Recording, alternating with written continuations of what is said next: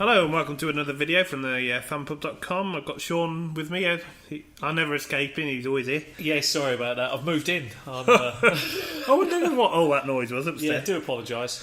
Okay, That sounds today, so bad, doesn't it? But here I am, ready for the next video. Yeah, what are we doing today?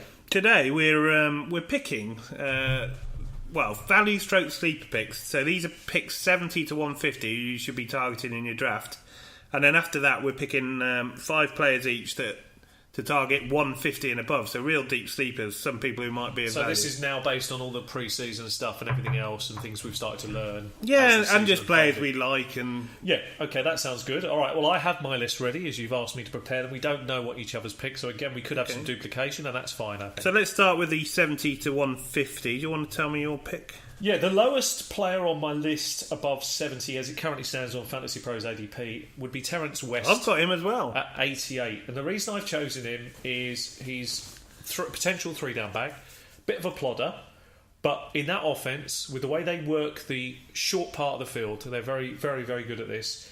I just think there's a tremendous upside for this guy. I think he's undervalued at that ADP.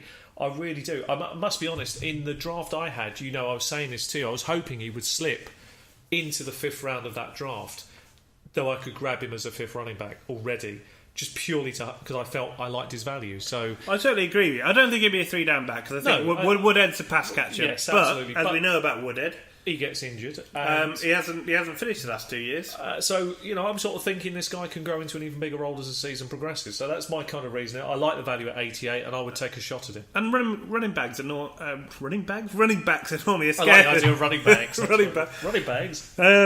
Yeah. Don't draft running backs. Running backs are really they're scarcity in your league, and we saw this in our draft, didn't we? That the position, and this could happen in a number of your drafts. The position was heavily attacked in the first few rounds by what I call sharks, people who had obviously clearly worked out what they wanted to do, and even some of them I think were slightly caught out by how many went. It was shocking how many went. Actually. It was. So that could happen in your draft too, and I've seen some drafts where that hasn't been affected by this. But now there was some big money up for grabs, and I think rightly everybody could see the scarcity. Big league as well, so and everyone went heavy. If you can get Terence West anywhere near 88, he's on both of our lists. So we don't know who's on each other's lists. No. He is one that. Do you want to give me your next one then? Yeah, my next one that I chose, another running back actually, was Jonathan Stewart sitting at 95. I can't turn that value down, which for almost the same reasons as Terence West. We don't know what McCaffrey's role is really going to be. We know he's going to be used as a pass catcher back. Will be sprinkled in with some runs, but this guy has got to get some 1 and 2 down work. He's going to get some short yardage running plays. I can't see them using McCaffrey to punch. Probably going to be the goal line back. Yeah, and I just think that offers great value. Again, it depends on the draft style you've got and what kind of players you already have, but I don't think there's much not to like about a running back that falls to 95 that's going to get quite a bit of work. He's certainly at the sort of value where you can take a... And he doesn't have any kind of injury history I'm concerned about or any problems. Oh, yes, he's older, but he doesn't seem to let you down. He's one of these players who just seems to be able to play on. Okay, he's not on my list, but I am a fan of him down at that ADP. Who did you go with the next? My next one, pick 89, ADP 89. So he's the 89th player taken in the draft. It's Eric Decker. Yeah. Now, if you do go running back early, which a lot of leagues might do this year because of what happened last year, Eric Decker is a fine player to pick up as a wide receiver, as a spare wide receiver. I got into even a wide receiver too. You're absolutely spot on. I got into a little heated discussion. Nothing particularly heated about it. Actually, it was more about a discussion where I said that my next pick, actually in my own draft, was going to be a wide receiver that could get me 1,000 yards and 10 touchdowns. And they said there isn't one available. I think Decker is available. I think Decker is a fantastic pick because for the reasons you've highlighted, I like him a lot. He's constantly underrated. Mariota, this offence this year, everybody agrees. I think if we look at one piece of logic, and I'm just going to go with this because I'm backing your pick here 100%. So it's better than mine. So I'm backing it 100%. Is this. If you go to these are the best odds makers in the world, go to the Vegas books, and all of them predict, no matter who you look at, Las Vegas is no different. Tennessee to get 9.5 wins or better this year. Yeah, a lot of people predicting 12. So, and a lot of people saying they can win the division outright. Now, that being the case, let's assume that they win 10 games. Let's go with that. What's not to like about a high-octane offence that is going to have a lot of red zone opportunities? Seriously, Eric Decker could be very, very good value there. So I'm with you 100%. I do like that pick. And, I've already been reading in practice. And I do have him on another list here. we've been reading in practice that Mariota and Decker have been teaming up in the red zone particularly, and that's key for getting a wide receiver late. Imagine the upside with that. And it's not like he's never moved teams before and done it. Every time he moves a team, he produces. So I'm backing you 100. He averages a touchdown every other game in fantasy. There's not many players. There's not many that can do that. I like him. That's with different. He played for the Jets, and he still did it. Did. I like.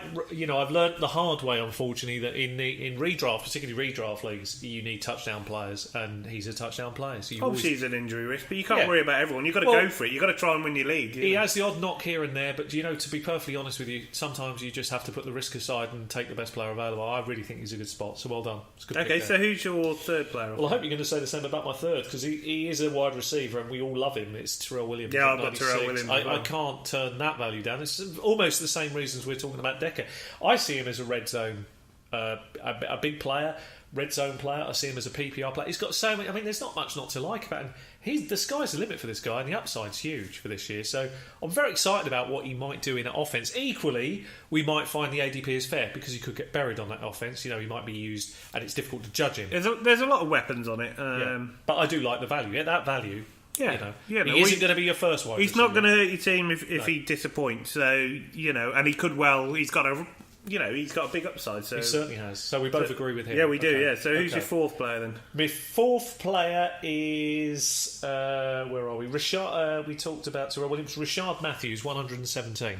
Again, I've got him on my list as well. Another wide receiver, and the reason I've chosen him is it's just I can't turn down this wide receiver value here. For the same reasons we talked about Decker. I'm not saying Matthews is in the same league as Decker for touchdowns. I'm not even saying he's in the same league for yards. I'm not even saying he's in the same league for yards with Terrell Williams. But what I'm saying here at 117 is this. This is a guy who will outperform Corey Davis this year. Dynasty, different matter. Corey Davis in Dynasty, he'll grow every single year, and Rashard Matthews probably ends up, unfortunately, moving to another team. He's always underrated and always delivers. I learnt the hard way. When I had him in a couple of years back, great player. Don't lose faith with him. He's a great player. Always produces. And goes on streaky runs as well, where he can get a touchdown for a few games in a row. You watch for that with him. If you're smart in your draft, you target value, not names.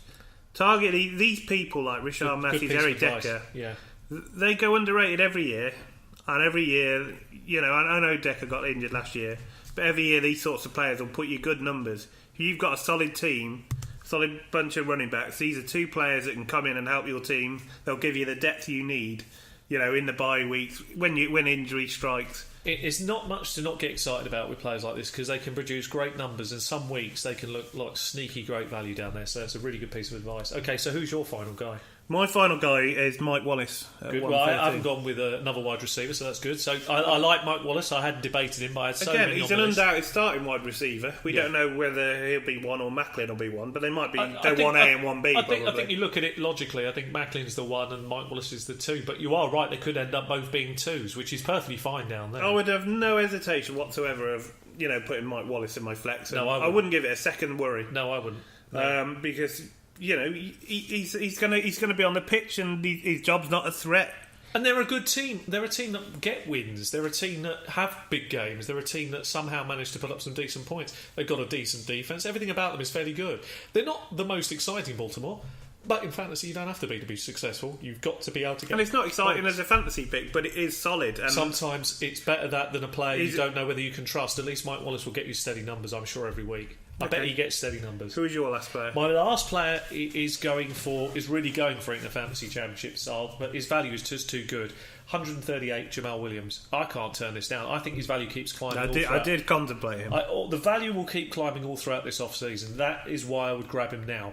And the reason I think he'll end up about 100 by the time this pre-season's over. And it's not because I think he's going to start or any of that. It's because I think of what he can bring your team. He's not your first, he's not your second, he's not your third running back. He may not even be your fourth, but if he's your fifth, you're on. It could be a great shot. Out of all the rookie running backs deep down the list, he's a really nice one to target. He's one that you. There's so little to lose here. He is one that's got a good chance of taking the starting job, or at least getting mixed in. And in that high octane offence, I would love to own the running back if I could. If he was just straight out number one, I would love it. Okay, well that's our video finished for sleepers. We're going to be doing one on deep sleepers, so keep an eye out for that. That'll be following after this. Thanks very much for listening. Cheers for listening. Smack that like button if you enjoyed it, and please subscribe. Thanks very much.